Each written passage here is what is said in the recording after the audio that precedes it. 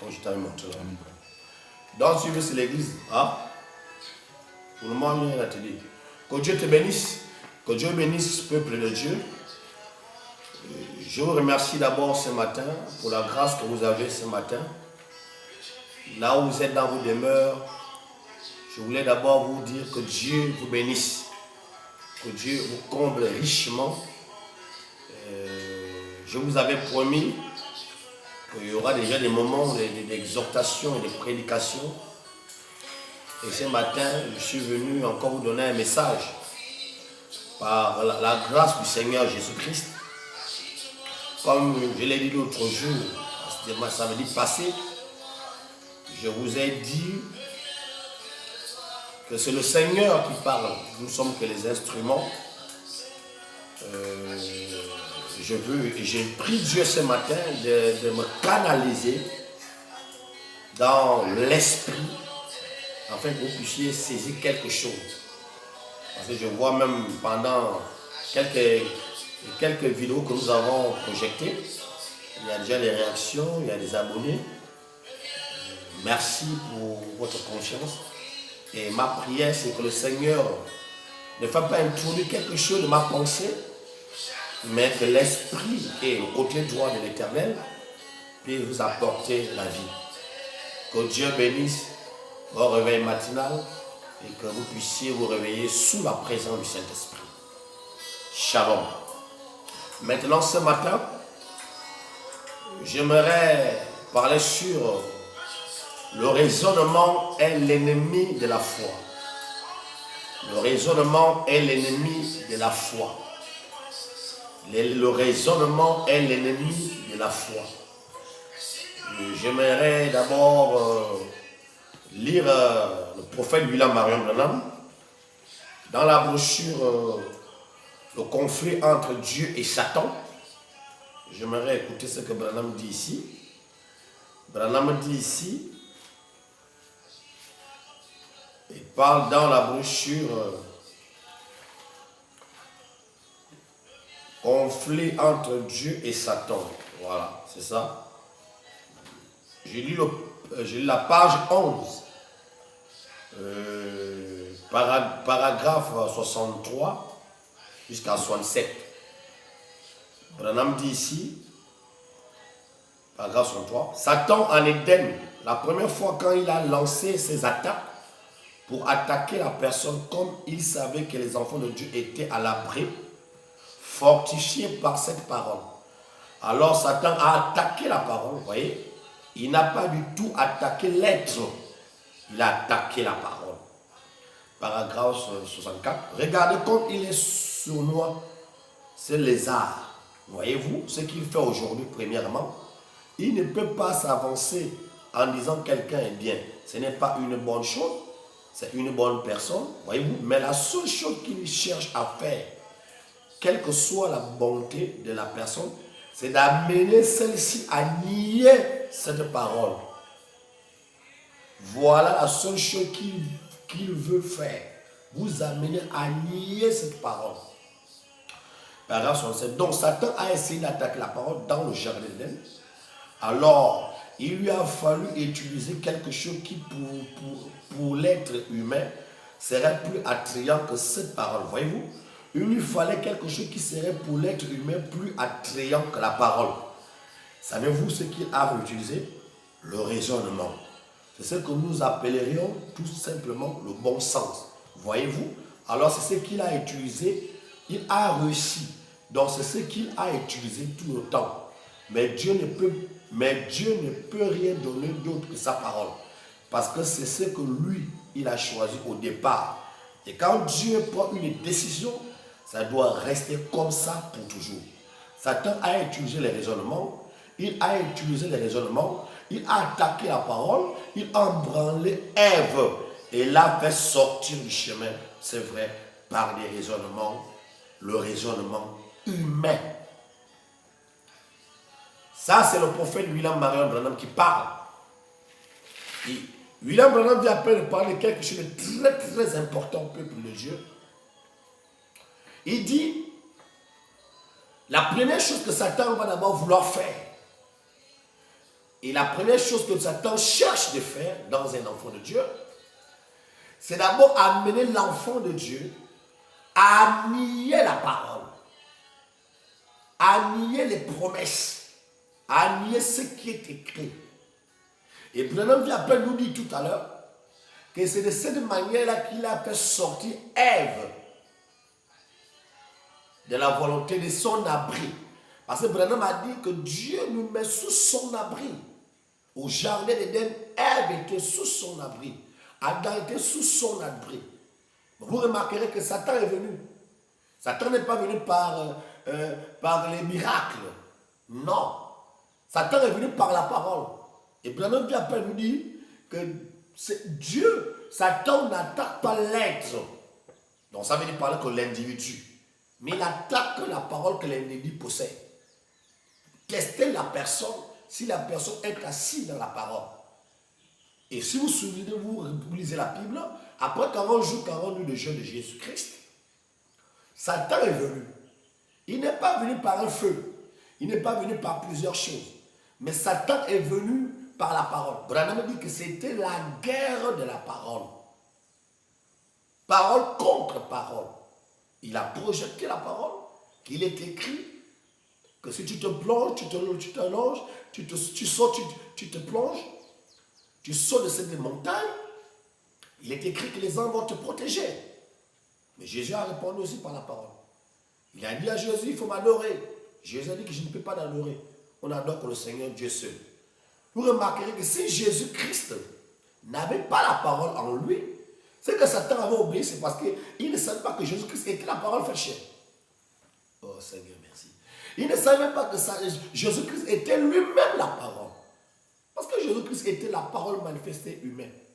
Donc la parole faite chair, Jean chapitre 1er. Que la parole s'est faite chair, elle habitait parmi nous. Donc c'était ça que Satan avait testé Jésus. Et c'est la même chose qu'il a fait au jardin d'Éden. Et c'est la même chose que Satan est en train de faire dehors. C'est la même chose. Peuple de Dieu, vous le peuple de Dieu, éveillez, mais ça du temps de la fin. Satan fonctionne par le cerveau, par les convoitises.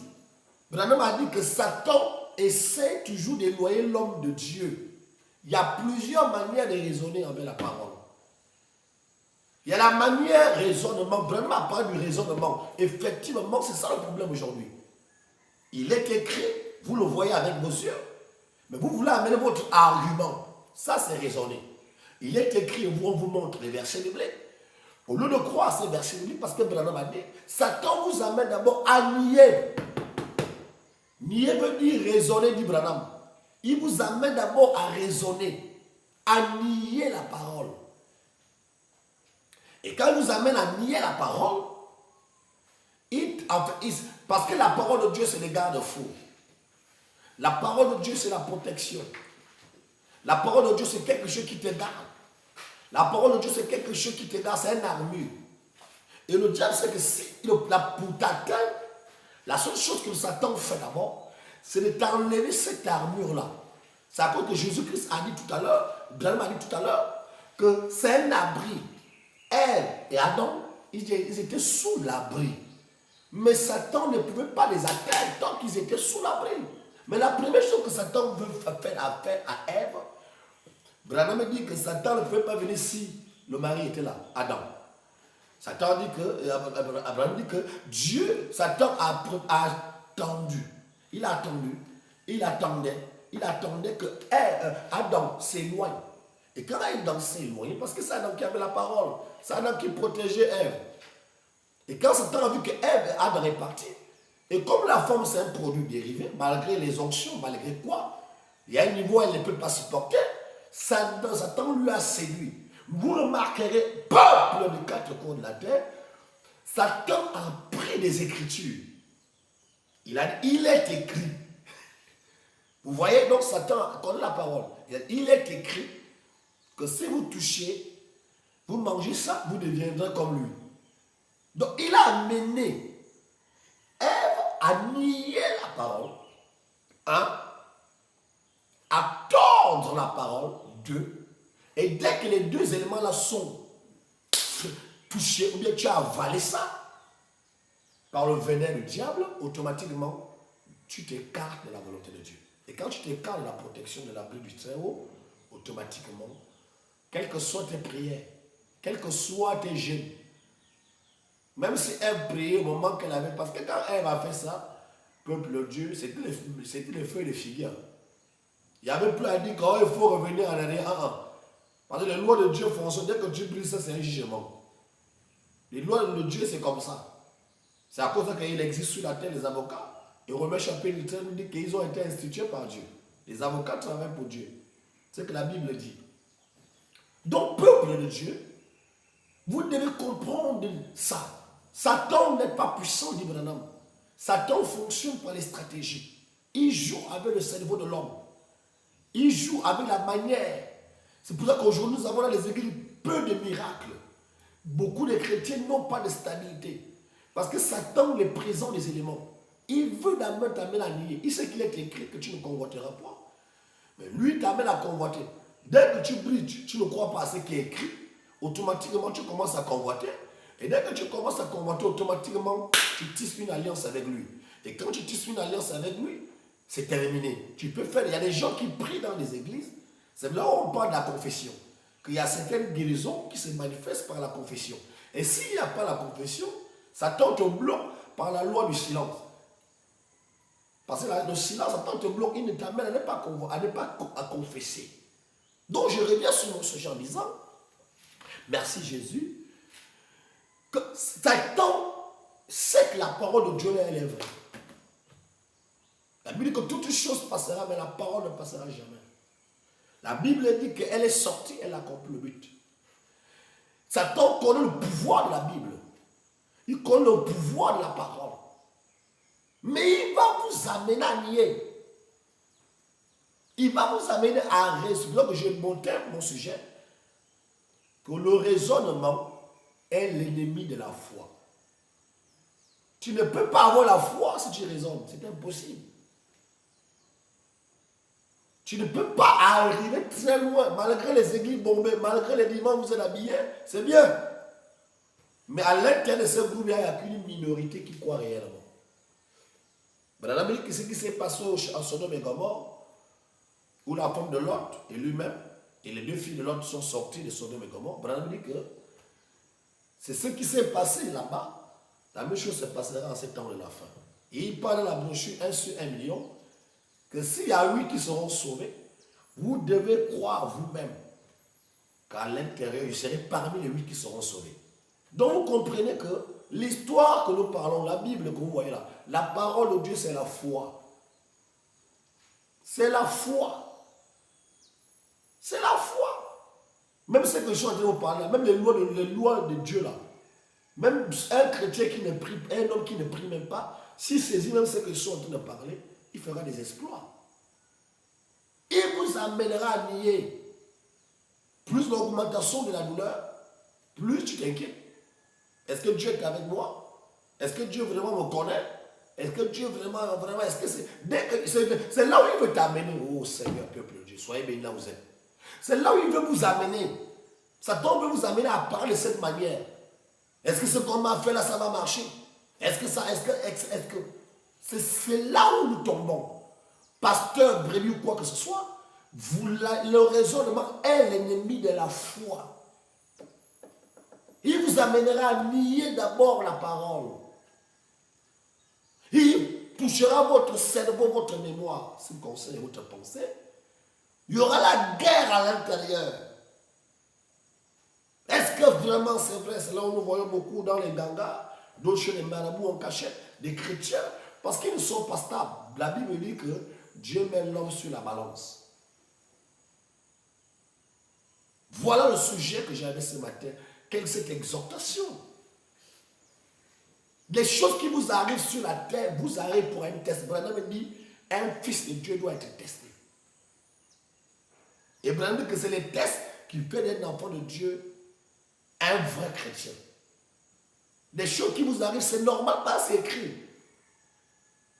Les choses ne peuvent pas arriver par au hasard. Mais c'est écrit. La Bible le dit. La Bible a dit ça. Il n'y a rien qui arrive sur la terre, sur les humains. Non, tu n'es pas droit. Il n'y a rien qui arrive sur les humains aujourd'hui qui n'est pas écrit. Tout est écrit, mais quand les choses vous arrivent, vous les chrétiens, pourquoi vous êtes surpris? Pourquoi vous êtes surpris? Parce que d'autres ne lisent pas, d'autres lisent, mais d'autres ne croient pas. Et je vais vous prendre l'exemple de Pierre, alors que nous sommes en train de terminer. Il y a eu deux pierres dans ça. Pierre a eu deux natures. La première nature, c'est que la nature de Pierre, c'est que quand Jésus-Christ est venu et que Jésus-Christ avait dit à Pierre que tu vas me régner, hein, Jésus a dit que tu vas me régner. Pierre disait non. Mais quand la chose est arrivée, il a régné Jésus. Mais à la Pentecôte, le même Pierre qui est descendu là, il a trouvé le mendiant, il a parlé que je n'ai ni or ni argent. Si vous êtes spirituel, ce n'était plus le même Père, le même Pierre. Le problème, c'est le Saint-Esprit. La Bible dit que ce qui est cher, Jean. Et ce qui est esprit, est esprit. Pour comprendre ce que je suis en train de vous parler, il faut que vous soyez en esprit. Il faut ces choses. Il faut ces combats. Mais le diable ne peut pas fonctionner sans que Dieu permette ça. C'est pour cela, peuple de Dieu, enfant de Dieu, il vous amènera à nier la parole. Je ne sais pas là où tu es, mais la seule chose que je sais, c'est que si tu veux dompter le monde, si tu veux résister au vent et à la tempête, parce que l'homme est un arbre qui porte des fruits, si tu veux être stable, crois ce qui est écrit. Ne doute pas, ne raisonne pas. Dis Seigneur, que ta volonté soit faite. Si c'est telle chose m'arrive, Seigneur, que ta volonté soit faite. Ne cherche pas d'accuser qui que ce soit. Oh mon grand-père, non, on n'est pas là-bas. Dis Seigneur, ce qui m'arrive, parce que Branham dit que nous sommes le livre de vie. Un être humain est un livre de vie. Nous sommes des livres de vie. Et dans notre livre de vie, les choses sont écrites. C'est ce qu'on appelle le destin. Et ce que la Bible appelle les desseins, la préscience de Dieu. Satan vous amènera à nier la parole. Et c'est comme ça qu'il nous gagne. Tant que tu restes dans la parole, parce que la parole c'est l'abri, c'est la forteresse d'un chrétien. Mais tant que tu restes là-dessus, la même parole te donnera la victoire. Mais si tu commences à raisonner, est-ce que comme a fait Corée, Abiram et Nathan, qui était la trinité du diable, parce que Branham a dit que c'était la trinité du diable. Corée, Abiram et Nathan, ils ont les mêmes comportements. Vous savez, Branham dit que les humains meurent. Donc le corps humain peut mourir, disparaître, mais les esprits ne meurent pas. Les esprits qui étaient là-bas au temps de Moïse, les mêmes esprits sont toujours là. Tant que Dieu n'a pas encore déstabilisé, le diable n'a pas encore détruit, le diable n'a pas encore fait 5000 ans, et les détruire, anéantir après 10 000 ans, il sera anéanti totalement, les esprits seront toujours là. Ce qui a été là-bas, c'est la même chose qui se passe. C'est la même chose. Il vous amènera à lire la parole. Il sait que la parole, c'est la puissance. Toute chose a été créée par elle. La Bible dit que la parole de Dieu soutient même la terre que tu vois dans les quatre coins de la terre. C'est la parole qui soutient. Satan sait que si tu fais confiance à la parole, Abraham a fait confiance à la parole, Branham a fait confiance à la parole. Il a prêché un message, s'est rangé du côté de Jésus. Il lui a dit que arrangez-vous toujours du côté de Jésus. Soyez toujours du côté de Jésus. Malgré les vents, soyez toujours du côté de Jésus. La terre que vous voyez là, c'est une terre qui a été donnée à Satan. Mais ça ne lui appartient pas. Nous sommes des voyageurs. Nous sommes les pèlerins. Consacrez-vous. Prenez la parole au sérieux. Enlevez les raisonnements. C'est ça ce que j'ai prêché à mon église ici la semaine passée. Que Satan joue avec nous. Satan connaît que la parole, parce que d'ailleurs lui-même vit par la parole de Dieu. Madame nous dit. Que l'esprit qui était dans Balaam, c'est le même esprit qui était dans Moïse. C'est ce que Madame me dit. Donc Dieu peut voir quelqu'un qui a une fausse sémence. Judas Iscariote a chassé les démons. Mais le jour de le recevoir, c'est là dans l'âme, il n'était plus là. Il allait se prendre. Donc c'est pour vous dire que Satan connaît la parole. Il sait que la seule chose qui peut le terrasser, ce n'est pas les jeunes. C'est la parole. Et quand tu as la parole, tu as la vie. Parce que la parole de Dieu est une semence. Et c'est une semence de vie. Une semence de gloire. Cette semence-là ne peut pas amener l'homme à la défaite. Tous ceux qui ont gardé, qui ont vaincu dans la Bible, ont vaincu par la parole. Même si la prière est là, oui. Mais c'est la parole qui te donne envie de prier. Si tu n'as pas la parole en toi, tu ne peux pas avoir à vouloir prier. C'est la parole qui est la source de vie. Ça veut dire que toute chose a été faite par elle. Le monde est soutenu par la parole. Donc Dieu ne peut pas que vous puissiez rejeter la parole. Ne raisonnez pas aux promesses de Dieu. Ne raisonnez pas à ses promesses. Quand il a dit quelque chose, croyez comme nous venons à peine lire. Je vais encore lire une citation, toujours dans la même brochure, s'il vous plaît. Si vous me permettez, là où vous êtes. Toujours la même brochure, mais page 13, paragraphe 76. Ici. Que ce soit toujours lui qui passe en premier. Restez fortifié. Car il est notre forteresse qui fait tenir les coups.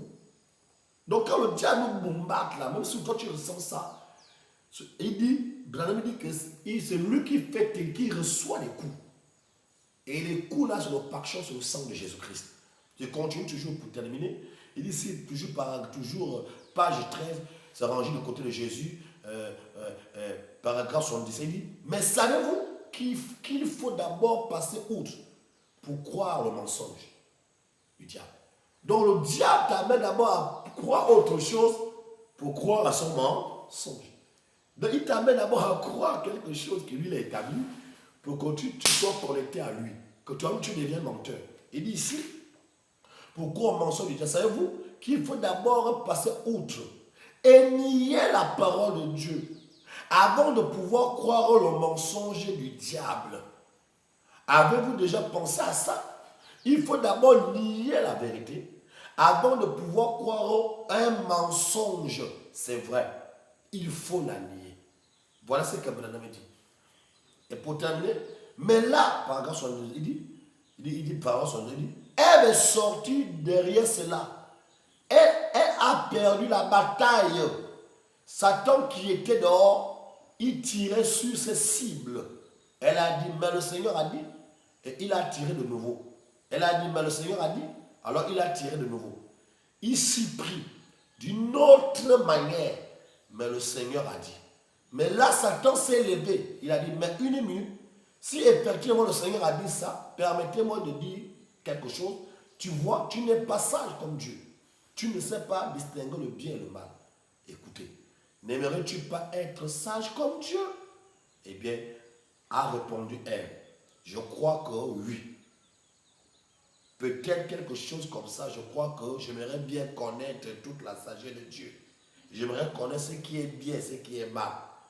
Je ne connais pas ces choses. Eh bien, voir, vous, bien, moi je vais te dire ce qu'il en est. Alors elle a dit, mais le Seigneur a dit, bon, mais tous de même, tu le sais, qu'il est Dieu. Bon, il ne fera pas ça. Il dit, c'est là qu'elle a laissé percer la ligne. Alors elle a pu tirer cela. Qu'elle s'est arrêtée où elle n'aurait pas dû. C'est là où elle s'est arrêtée un peu. Vous écoutez? C'est là. Parce que quand il a amené la parole à elle, il a amené la même parole. Il dit que, est-ce que vous savez pourquoi Dieu dit de ne pas manger ça?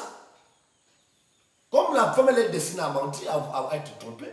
Elle dit non. Moi, je ne sais pas. Parce que Satan, il touche, il injecte. Il veut voir ta réaction. Branham dit qu'il Satan joue sur le ministère de capter l'esprit.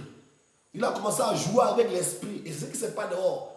Parce que si vous voulez vaincre la femme, vous voulez que la femme même commet même un adultère, prenez la femme par les sentiments. Parce que les sentiments, c'est quand même le mystère de Lucifer. Donnez-la tous les noms, qu'elle est belle, elle est quoi. Vous allez voir, 2 ou 3 fois. Première fois, elle va résister, deuxième fois, elle va résister. Un jour, elle va tomber. C'est ce que la Bible dit que c'est un rusé. Rusé veut dire malin, stratégie. Et ce qu'il a fait à Ève, et c'est ce qu'il fait à tous les chrétiens dans les 4 coins de la terre. Il vous amènera à nier. Il savait que Ève a été en sécurité. Là où tu es, je ne sais pas dans quel pays. Ne nie pas, ne raisonne pas. Parce que dès que tu commences à raisonner, tu nies automatiquement tu vas nier la parole. Automatiquement tu vas nier. Est-ce qu'il n'y a que Moïse que Dieu peut parler? C'est quoi ça? C'est le raisonnement. Donc tous ceux que Moïse pouvait venir parler à courir à Abiram et Nathan, eux ils ne pouvaient pas croire à ça. Ils ne pouvaient plus, ils n'étaient même plus là. Parce que dès que tu commences à raisonner, tu n'es plus avec la personne. Donc tout ce que Moïse était en train de dire là, Aaron, Abiram et Nathan n'étaient pas avec nous. Au moment que Jésus-Christ était, Moïse était à la montagne en train de recevoir les 10 commandements de Dieu, eux ils étaient en train d'adorer un bon or. Parce que c'est là où quand tu nies, automatiquement l'adoration change. Quand tu raisonnes et tu nies la parole, tu n'es plus dans la vol, tu n'es plus dans l'adoration parfaite. Parce qu'on est dans l'adoration parfaite, c'est quand on croit, sans raisonner. Tout est possible à celui qui croit. Il n'a pas dit que tout est possible à celui qui raisonne. Dès que tu renies la parole, dès que tu raisonnes avec les promesses de Dieu, automatiquement, tu reçois un mauvais esprit. Et Branham peut appeler ça la marque de la bête. Tu reçois un mauvais esprit parce que le mauvais esprit, c'est l'esprit de l'antichrist. Tout esprit qui nie la parole de Dieu, Branham dit que c'est l'esprit de l'antichrist. Il parle ça dans les sceaux. Donc vous comprenez que c'est ça qui se passe aujourd'hui. C'est ce qui se passe aujourd'hui. On dit à un frère, voilà comme tu dois marcher. Lui ne veut pas. Mais vous voyez même dans les églises, on prête autre chose, mais dehors, d'autres font autre chose. Je ne sais pas eux. Satan les amène à tordre. Satan les amène à nier la parole. Tant que vous niez la parole, vous serez toujours son champ de bataille. Mais quand vous croyez la parole, vous vaincrez les esprits de ce monde. Voilà ce message que j'avais. Je crois que vous avez été vraiment touchés parce que le Seigneur a mis à cœur de vous parler sur ça, sur ce sujet, qui est le raisonnement est l'ennemi de la foi. Là où tu es, je ne sais pas, mais le Seigneur t'aime. Le Seigneur t'aime. Parce que où je vous parle, je sais qu'il est ici. Je sens sa présence. Là où tu es, je sais que dans les 4 coins de la terre, il y a quelqu'un qui a un problème. Et qui commence à dire, est-ce que vraiment, ne regarde pas ta situation. Crois à la parole. Jésus-Christ est vivant. Même si tu as péché, tu as commis des erreurs. Le secret, c'est de parler, de dire. Parce que là où le diable encore brise encore, c'est quand le cœur est chargé. Libère ton cœur là où tu es. La repentance, ce n'est pas aller voir ton pasteur. Ce n'est pas le purgatoire. La repentance, c'est ce qui sort de toi, même dans ta chambre, sincèrement. Sans hypocrisie, le Seigneur sera avec toi. Merci encore d'avoir prêté attention à cette exhortation. Le raisonnement est l'ennemi de la foi. Dieu te connaît à fond, comme chante notre précieux frère, grâce à notre mot. Dieu te connaît. Vous devez croire à la parole. Ne soyez pas comme la femme de l'autre. Dieu dit autre chose, ne regarde pas là. Et c'est ce qui se passe dans les églises, dans beaucoup de femmes, dans beaucoup des hommes. Dieu donne une loi, sortir de Sodome, alors car je vais détruire par le feu. Mais je vous donne une loi, ne regardez pas derrière. Elle a nié la parole, elle a nié. Alors elle est devenue statue de sel. Ne nie pas la parole, ne raisonne pas. Ce message est rien. L'épouse, là vous êtes partout dans le monde entier. Shalom à vous là-bas. Les Éphésiens 4, shalom à vous, que Dieu bénisse. L'épouse dans les quatre coins de l'univers, shalom à vous. Que Dieu bénisse Joseph Branham, qui est le messager en ce temps pour la distribution des banques. Shalom Billy Paul, qui est le témoin fidèle de ces messages. Un témoin fidèle. Shalom tous les grands hommes de Dieu, les anciens de ces messages. Que Dieu vous bénisse là où vous êtes. Je pense au pasteur André Bilidi. Je pense au pasteur Lifoko Luciel. Je pense au pasteur Simon Galibali. Sois fort là où tu es. Sois fort.